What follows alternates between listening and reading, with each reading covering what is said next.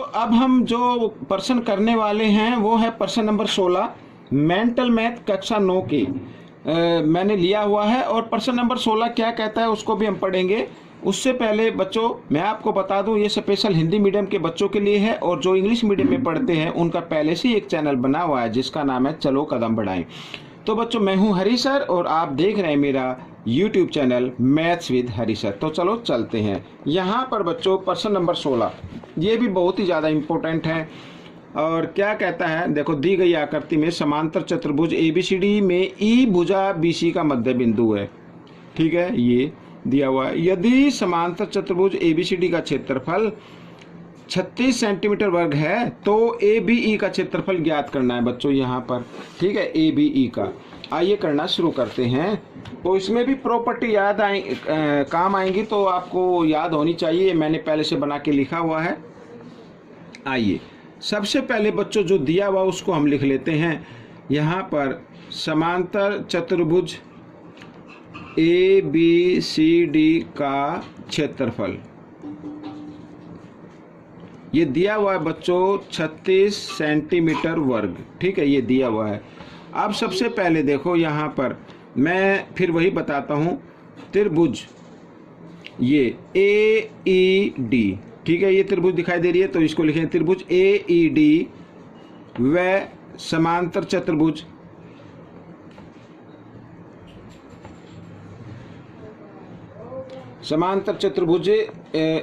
ABCD एक ही आधार कौन सा है? आधार है AD, एक ही आधार AD व एक ही समांतर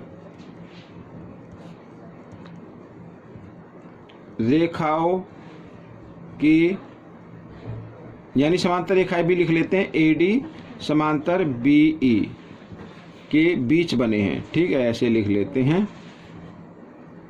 ये देखो यहाँ पर मैंने लिख लिया।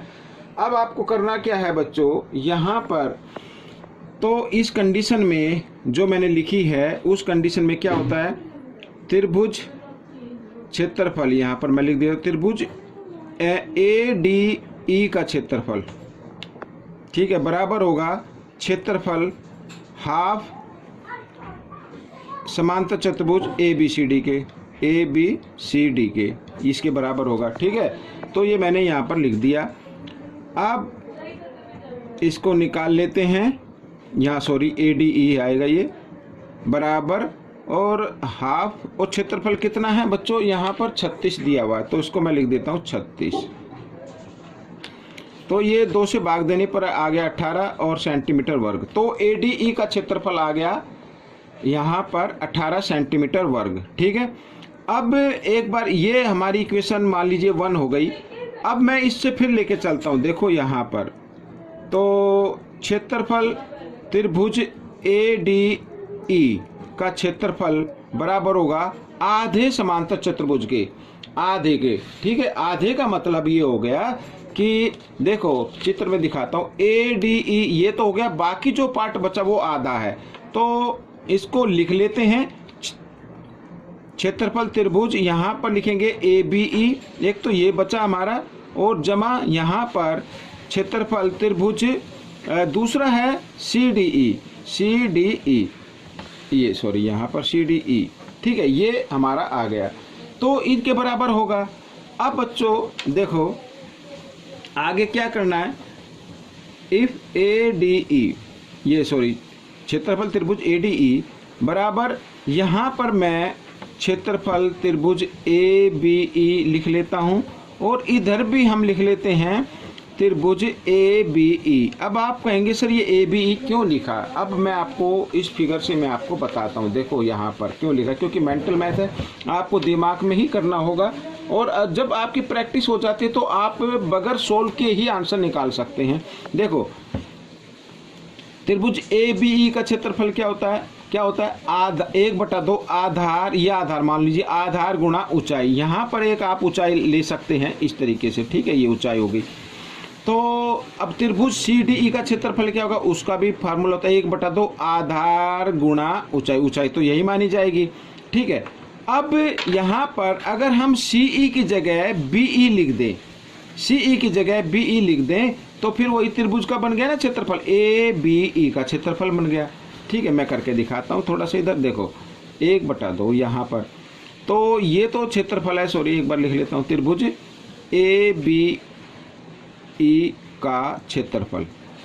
फॉर्मूला क्या होता है, 1/2 आधार इसका कितना है BE और गुणा ऊंचाई को हम H मान लेते हैं। ठीक है, और त्रिभुज CDE का क्षेत्रफल, ये फॉर्मूला क्या होगा, 1/2 आधार कितना है CE है और गुणा ऊंचाई। ठीक है, इस तरीके से।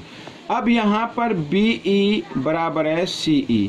अब आप कहेंगे बराबर क्यों है, ये बच्चों दिया हुआ है यहाँ पर कि समांतर चतुर्भुज में E भुजा BC का मध्य बिंदु है। मध्य बिंदु का मतलब, तो इसका मतलब हो गया BE बराबर CE यहाँ पर। ठीक है, ये BE बराबर CE। तो अब अगर देखो मैं इसी फिगर में बताता हूँ।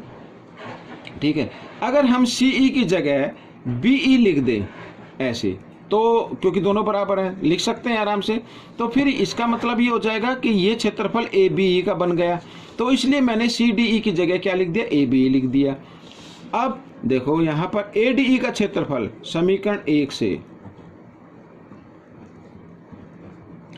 अब ADE का क्षेत्रफल कितना है 18, तो यहाँ पर 18 लिखो, और यहाँ पर ABE का क्षेत्रफल और एक इधर है यानी 2, और क्षेत्रफल त्रिभुज ABE लिख सकते हैं ऐसे, इस तरीके से।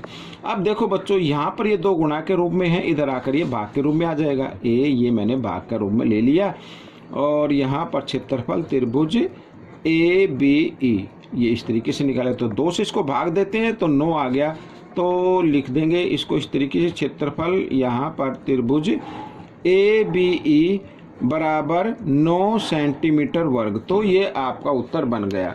तो ये प्रश्न भी हल हो गया। आपको ये कैसा लगा मुझे ज़रूर बताएं, इसमें से सीखकर दूसरों को ज़रूर सिखाएं। मेरी वीडियो देखने के लिए आप सभी बच्चों का धन्यवाद।